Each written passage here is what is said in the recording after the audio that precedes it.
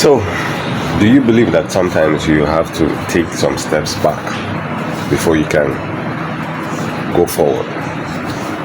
I mean, I know it's hard sometimes, but you know that concept where catapult or a slingshot, you know those things you have to pull it back all the way back, then you release it, and the farther you pull it back, the further your object goes.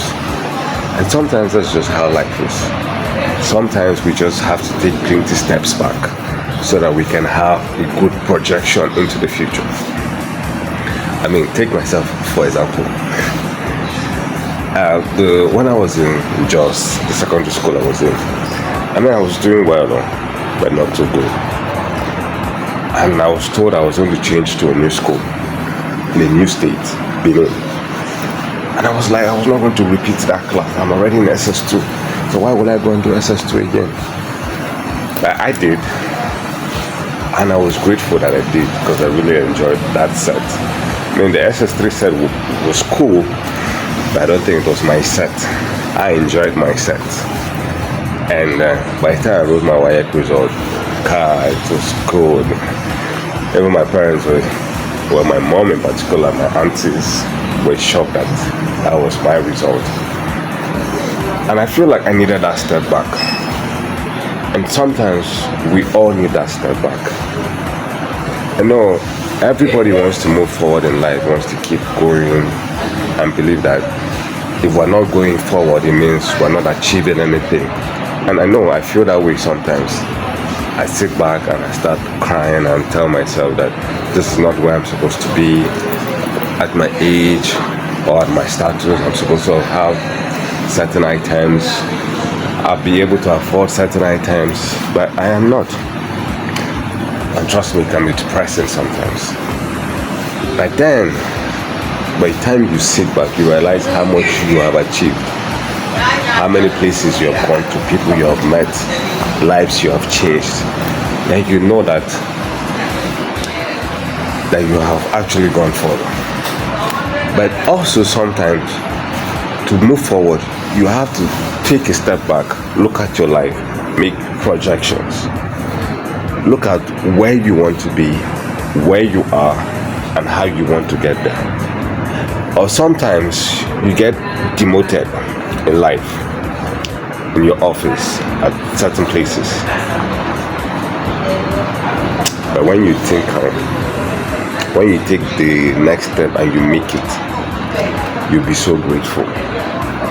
People lose their jobs and the next job is like, the best.